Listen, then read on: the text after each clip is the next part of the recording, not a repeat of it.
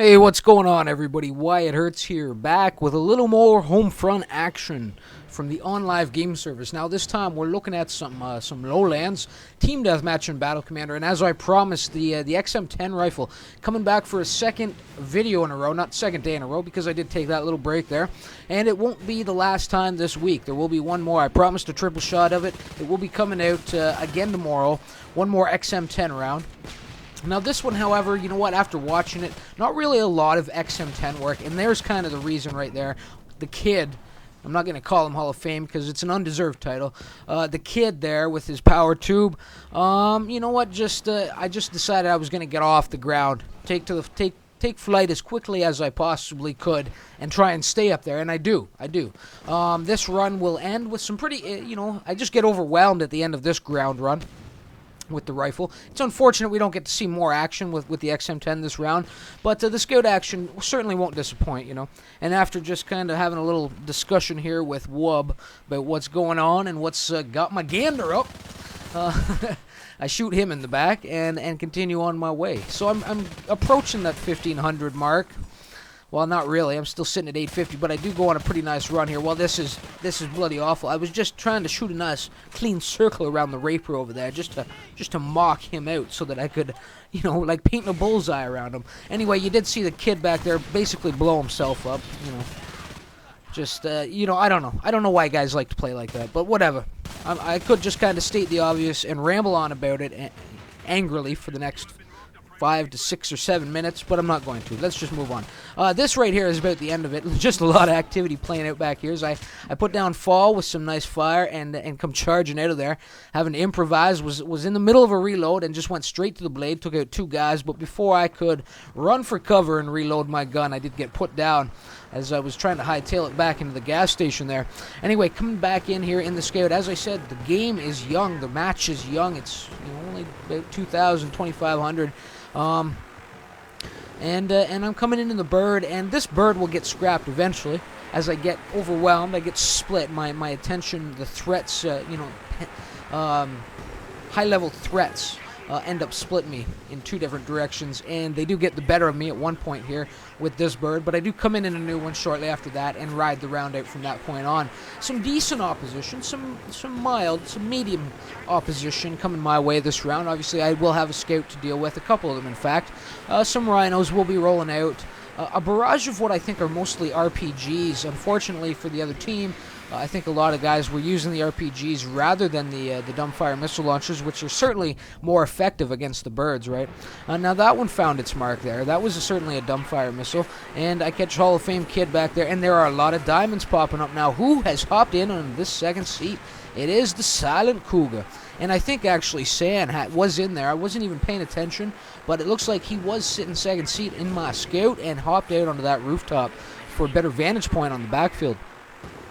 Now doing a little more work back there, but you know what? It's nice to have Silent in here in a video, sitting second seat in here with me. We don't fly together all that often, so you know what? It's a rare occurrence up here, and it's good to see. Now right here you can see the missile lock coming in. I thought for sure that was the Rhino, and then I realized the thing was spitting lead out of there, so obviously it was the Wolverine. Wrong drone. Need to get back into some cover here while the flares recharge, trying to settle in behind one of my favorite locations on this map when I need a little bit of cover, that silo right there, and obviously the water tower. You have that as a backup in case something does manage to flank you when you're behind the main silo there. Now there it is. Hall of Fame kid kind of played this the wrong way. Probably should have targeted the body first. Silent doing a great job spotting, and I just didn't take advantage of it. And now amazingly, Hall of Fame kid, as I try to put him down, actually just the kid. I'm sorry. I need to correct myself. It's just the kid. You know, as I'm chasing him, he does manage to elude me or evade me there, as I'm forced to deal with Fall, who took me all the way into the red before I could even begin to mount an offensive his way. And I'm pretty sure I almost returned the favor. You know, I think I probably at least put him down in the yellow, may have put him all the way into the red, and he just finally, after a long dry spell, finally does manage to get one of his bursts to connect with my scout and does finish me off at a really tough angle. I was bearing down on him pretty heavily there, so good on him. Anyway, he does get scrapped shortly afterwards as I come back in for a little bit of revenge and just start going to town one more time. Now I do have a new co-pilot. Looks like I don't know, 80 slow, 80 slow, not sure. Anyway, he's out of there. Hearing the missile lock come in, got out, obviously he didn't know who he was riding with, you know what I'm saying? He was out of there as soon as the missile lock came in, and he saw the enemy scout, and it wasn't really an issue for me. I was just trying to get some fire up on the now, or the no, before I ran for a little bit of cover down there, and hopped into the tree line so that I could break that missile lock coming from another rhino from the kid. And managed to put it down, or at least chip away at it. Not really sure. Did I scrap it there? Anyway, a few RPGs go whizzing by here, coming from Cool Man He. I think if they'd been dumbfire missiles, they certainly would have hit their mark there, or at least exploded, just off the bow. I don't know what you'd call it exactly. But and we just continue going to work. As you can see, Silent Cougar coming right back in here now. Finally, an open seat here in the scout, and he does take advantage of it. And it's good to have him up here because the guy does some great spotting for me. Makes it that much easier. I've said it before. I'll say it again, and it certainly deserved in this instance. In fact, he was doing such a great job marking. I mean, going back to that one instance with the kid, obviously he put the body up there for me to see. Put the drone operator up there for me to see. Had I taken it out, I could have perhaps survived that battle with Fall Hazard, but we'll never know. We'll never know. Only it's a different reality. It would be a different reality, an alternate universe. Now we'll know whether we survived that battle or not, and perhaps went 28-2 instead of 28-3. Anyway. So quite a bit of drone action really going on this game. On the other side of the team, we see the Buzzard here. We did see a couple Wolverines, I think, roaming the grounds. We've seen a couple Rhinos come from the kid. And, of course, Hazard here coming in the birds. This is his second one. And, unfortunately for him, he really could have had the jump on me there. Obviously he's been doing some work. He's all the way at the 1-star threat level. And I do just kind of chase him into his own demise.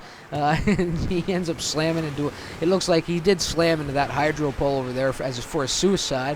Just, screaming out, "You'll never take me alive, Hertz. There'll be no revenge coming your way again," Anyway, so the round ends. We did kind of walk away with the victory there, and a 28-3 for me, so a solid performance. Let's take a look at some other names and numbers. Zeuser there with a 13-2, Alpha Blight 10-3, Kid, who should be on the other side, 10-7 with his power tube. You know what? I can respect the Rhino play and shit like that. Kid, we've discussed this. I just don't respect that shit. You're over here enough. You know that, and you know that when I'm in there, I'm probably recording. So if you're gonna play like it, you gotta expect me to be calling you out for it. Where'd Silent go? And he swapped over to the other side. Well, not a great performance for Silent, but he was spent a lot of time doing some great spotting, So obviously, there was a reason perhaps that he came into the skies, because not too great over there. So obviously it swapped Kid and Silent. Possibly a couple more swaps took place in there. Not really sure. It happens. It happens at the end of these rounds from time to time. Zumkiller 7-3, and we'll go over to the other side. Look at Fall, who did have that great kill on me. Scout on Scout. So good on him there. 16-9. Wub 10-9. And I'm pretty sure that's really about it. Taco Logistics, I don't know, 9-8. Not too bad. Anyway, guys, I hope you enjoyed the vid. Not really a lot of XM10 action. I thought there was a little bit more in this video, but it was mostly scout action. So hopefully you enjoyed that at least, right? And of course, it's always enjoyable listening to me ramble on about how I hate the power tubers, right? Or the power tubing is what I should say. Anyway, if you did enjoy it, please do think about leaving a like or a comment. Subscribe to the channel if you haven't already. And until next time, all, remember why it hurts. Later, all.